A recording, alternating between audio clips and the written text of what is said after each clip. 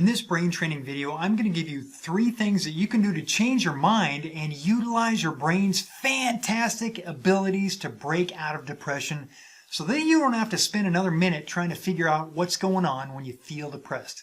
We're talking about neuroplasticity and depression. Let's do it. I know what it feels like to feel depressed. It feels awful.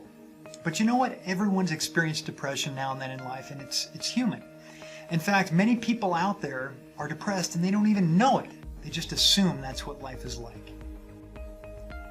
When I've gotten depressed in the past, I didn't want to do anything. I felt lethargic, low energy. I lost interest in the things that used to turn me on. Apathy set in, and I just didn't care about the things that normally mattered to me. Maybe you know what that's like. The good news is that you can break through depression and feel better today without antidepressants. Hey, I'm Dave Ryder. I'm from BreakthroughMindsets.com. I'm a breakthrough mindset specialist, neuroprogrammer, and a mindsetter. I've worked with people and groups for over 20 years, all around the world for the past 10 years, and there's one thing I can tell you about depression. Man, it is depressing. So let's talk a little bit about neuroplasticity real quick. Neuroplasticity, in a nutshell, is the brain's ability to change and remodel itself around learning what we learn and healing. The human brain is dynamic and it adapts to changes in our environment and our reactions to it. Did you know that anxiety and depression, they go hand in hand? They are thinking depressed and anxious thoughts creates chemistry and neuroplasticity in the brain. And then the body expresses it and we feel it. That's how we create depression and anxiety. What we think and believe can actually be damaging to our mind and our body chemically and also epigenetically because we produce dis-ease and dysfunction. But don't worry, all of this stuff can all be turned around once you become aware of what you're doing and start to change. When we practice and rehearse depressing thoughts, they actually create neural networks or pathways in the brain that become automatic and conditioned. We call that stinking thinking for a reason. These negative depressing thoughts, they affect our attitude towards change, the way that we see the world and ourselves and our perceived options, as well as the actions that we take or don't take to change the situation. But they are not permanent. You need to do certain things to be anxious and depressed. It's a skill. And here are the key ingredients for creating depression and anxiety. Are you ready? You have to have a negative thought or belief, and then an emotional reaction to that thought or belief, and then you have to practice it over and over on a regular basis. That's it. That's how we create anxiety and depression. And it's this combination that causes the brain to model itself around the thoughts, making them seem real, and then creating neural networks of related thoughts, ideas, memories, experiences that are then stored in the subconscious mind. What we know and do with our clients every day is change the harmful stuff that they put inside of their own subconscious mind, so it's absolutely not permanent. The parts of the brain that get wired for depression and anxiety, if we continue to practice the same negative thoughts and beliefs, will get stronger and more efficient at producing the symptoms of anxiety and depression. It's just like learning how to play the piano, right? You get better with practice. In other words, the brain is listening and it learns what we tell ourselves to be true on a regular basis. The subconscious mind follows orders without judgment.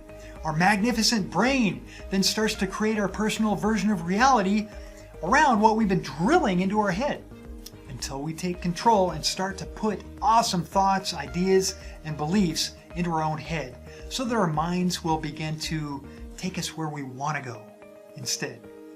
Think about it. What option does your mind have when you constantly practice limited negative thoughts and ideas? Nothing. Your mind doesn't have anything else to go on. Do you remember those days when you used to cram for tests in high school and college? How did you remember all that information that you never used? That's right. Practice and repetition is how you learned then, and it's how you learn now. So let's take a step back and think for a moment, what do the big pharmaceutical companies have to say about depression? Well, they won't hesitate to tell you that you have a problem and they have the solution. Some of the time the drugs actually suppress the symptoms, but most of the time they do not.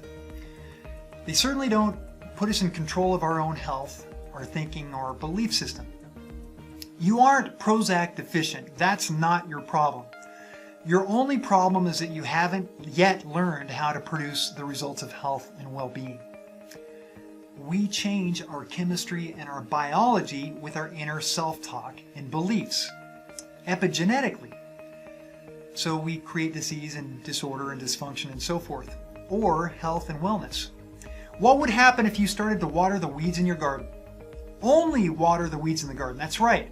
Their roots would grow deeper and they would get bigger, and they soon would overtake the entire garden. When you stop watering the weeds, stop feeding the weeds, they start to wilt and they shrivel up. Then all of a sudden, the rest of the garden gets a chance to thrive. Isn't that amazing? So how soon are you going to stop watering the weeds in your mind? Don't get stuck into your negative thoughts. Your brain is either doing one or two things. It's either affirming what you already know, or it's learning something new, even if it's not true. All right? I remember growing up, we learned that we had a limited number of brain cells and that our IQ actually went down as we aged. We got stupider because our brain cells, they stopped growing or they died after the age of 30. Back then, that was leading edge BS. And BS stands for belief system, by the way. If you don't change your thinking, the world will do it for you with its own agenda. Guaranteed. So here's what to do if you want to use your brain's brilliant abilities, neuroplastic abilities, to start to make positive changes in your life. Number 1, write down your top 10 favorite depressing thoughts on a piece of paper.